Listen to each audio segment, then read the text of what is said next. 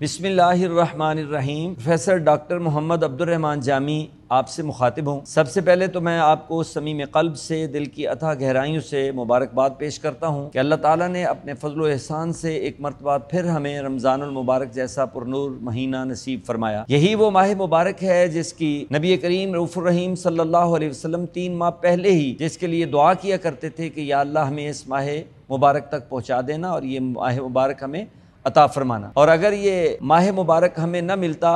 تو ہم اتنے محروم ہوتے۔ اس ماہ مبارک کی برکت سے ہی اللہ تعالیٰ ہماری بخشش اور مغفرت فرماتا ہے۔ اگر اللہ تعالیٰ نے ہماری بخشش اور مغفرت کا ارادہ نہ کیا ہوتا تو وہ ہمیں کبھی رمضان عطا نہ کرتا۔ رمضان کی آمد ہی اس بات کی دلیل ہے کہ اللہ تعالیٰ اپنے پیارے محبوب علیہ الصلوۃ والسلام کے وہ امتی جو اپنی جبین نیاز جھکا کر اللہ کی بارگاہ سے رحمت اور بخشش کی بھیک اور خیرات مانگنے آئیں، اللہ تعالیٰ ان کو عطا کرنا چاہتا ہے، اور بہت ہی محروم ہے وہ شخص جسے رمضان المبارک کے اندر بھی اللہ رب العزت کی بارگاہ میں اپنا سر جھکانے کی توفیق نہ ملے اور اپنے گناہ بخشوانے کی وہ کوشش نہ کرے۔ اور نبی کریم رؤوف الرحیم صلی اللہ علیہ وسلم کی دعا کا ایک مفہوم یہ بھی ہے کہ وہ بندہ ہلاک ہو گیا، تباہ ہو گیا، برباد ہو گیا جس بندے نے رمضان المبارک کو پایا اور اپنی بخشش کا سامان نہ کر سکا۔ اللہ رب العزت نے ہمیں یہ ماہ مبارک عطا کیا ہے، اس کا ایک ایک لمحہ، ایک ایک گھڑی، ایک ایک ساعت، ایک ایک آن ہمارے لیے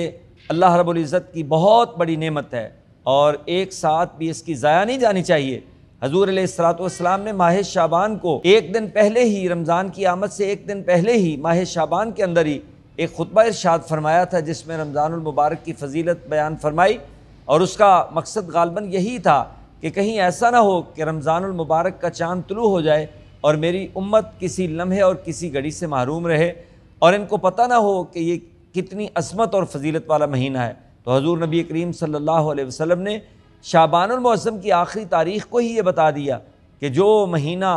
آنے والا ہے وہ بڑی عظمت والا اور بڑی برکت والا مہینہ ہے۔ تو اب تو آ چکا ہے یہ مہینہ، اس کی کوئی گھڑی ہماری ضائع نہیں ہونی چاہیے۔ عبادت میں، ریاضت میں، اللہ رب العزت کی بارگاہ میں جبین نیاز جھکا کر بخشش اور مغفرت کی بھیک اور خیرات مانگنے میں اس ماہ مبارک کو صرف کرنا چاہیے۔ جہاں تک اس ماہ مبارک کی خاص عبادت کا تعلق ہے وہ تو روزہ ہے، اور روزہ اللہ رب العزت کا اتنا محبوب ترین عمل ہے کہ نبی کریم رؤوف الرحیم صلی اللہ علیہ وسلم ارشاد فرماتے ہیں کہ روزہ دار کے منہ سے نکلنے والی بدبو اللہ کے نزدیک خوشبو ہے، اور اللہ تعالیٰ اس کو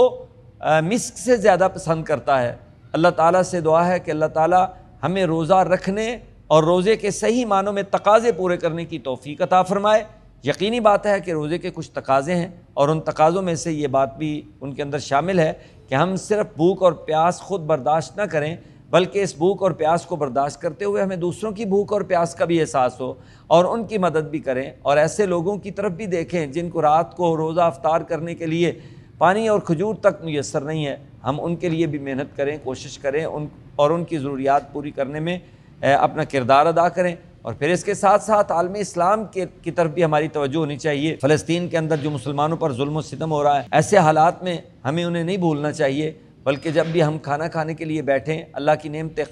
جو استعمال کرنے کے لیے بیٹھیں، تو ہمیں وہ ننھے منھے بچے، وہ معصوم بچے اور خواتین اور مظلوم، ضعیف، کمزور، ناتواں لوگ جن کی مدد کرنا ہم پر فرض ہے، ہم ان کے بارے میں بھی سوچیں اور اللہ کی بارگاہ میں دعا کریں کہ اے پروردگار تو اپنے کرم اور اپنی رحمت سے انہیں ظلم و ستم کے پنجہ سے رہائی عطا فرما، اور اسرائیل کے پنجہ ظلم سے ان کو اپنے فضل و کرم اور اپنی رحمت کے ساتھ رہائی نصیب فرما۔ ان کے لیے سوچیں، غور کریں، اور اس کے ساتھ ساتھ رمضان المبارک کے اندر رکھے جانے والے روزے اس بات کا بھی تقاضا کرتے ہیں کہ رمضان کا احترام کیا جائے، اور احترام کے ساتھ ساتھ اگر کوئی بدبخت بد نصیب شخص اس کا احترام نہیں کرتا رمضان المبارک کا، تو وہ اتنا بد نصیب ہے۔ اگر کوئی روزہ نہیں رکھتا، اگر خدا نخواستہ کسی مجبوری کے تحت نہیں روزہ رکھا تو الگ بات ہے، لیکن اگر کوئی بندہ جان بوجھ کر روزہ نہیں رکھتا اور پھر روزے کا مذاق اڑاتا ہے اور اس عبادت کی وہ تحقیر کرتا ہے، توہین کرتا ہے، تو رمضان کی توہین کرنا، جس طرح قرآن مجید کی توہین کرنا، رسالت کی توہین کرنا، توہین رسالت بھی جرم ہے، توہین قرآن بھی جرم ہے، اسی طرح توہین رمضان بھی جرم ہے۔ اور شریعت اسلامیہ کے اندر ایسا شخص جو جان بوجھ کر بار بار منع کیے جانے کے باوجود، سرزنش کے باوجود اگر وہ باز نہیں آتا اور رمضان المبارک کی توہین کرتا ہے تو حاکم وقت اسے سزا دے سکتا ہے، اور یہ سزا کیپٹل پنشمنٹ کی صورت میں بھی ہو سکتی ہے، یعنی بالآخر سزائے موت بھی دی جا سکتی ہے۔ تو اللہ تعالیٰ سے دعا ہے کہ اللہ تعالیٰ اپنے کرم اور اپنی رحمت سے ہمیں رمضان المبارک کی پرنور ساعتوں کی اہمیت کو سمجھنے کی توفیق عطا فرمائے، اس کی ہر گھڑی، ہر لمحہ، ہر آن اللہ تعالیٰ ہمیں اپنی عبادت میں، ریاضت میں، تسبیح میں، تحلیل میں، ذکر میں، فکر میں گزارنے کی توفیق عطا فرمائے، اور اس رمضان کو ہمیں اپنی بخشش اور مغفرت کا رمضان بنانے کی توفیق بخشے۔ الحمدللہ ہماری مسجد کے اندر صبح فجر کی نماز کے بعد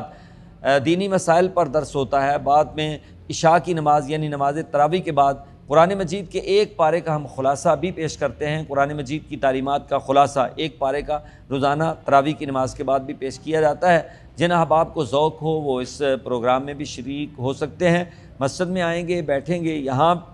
فیس بک پہ یا یوٹیوب پہ یا میڈیا پہ بات کرنا معاملہ ہوتا ہے، اور جہاں تک تعلق ہے دو بدو آمنے سامنے بیٹھ کر بات کرنے کا، اس کا ایک اپنا ہی مزہ ہوتا ہے۔ تو میں امید کرتا ہوں کہ اگر آپ کو اللہ تعالیٰ توفیق دے، وقت ملے، تو آپ عشاء کی نماز یا نماز تراویح مسجد پیر عبداللہ شاہ تشریف لا کر ادا کریں، تو آپ کو خوشی ہوگی کہ آپ کو ایک سپارہ قرآن مجید کی تعلیمات کا خلاصہ سننے کا موقع بھی نصیب ہو جائے گا۔ اللہ تعالیٰ میری اور آپ کی حاضری قبول فرمائے۔ وما علیہ الا البلاغ۔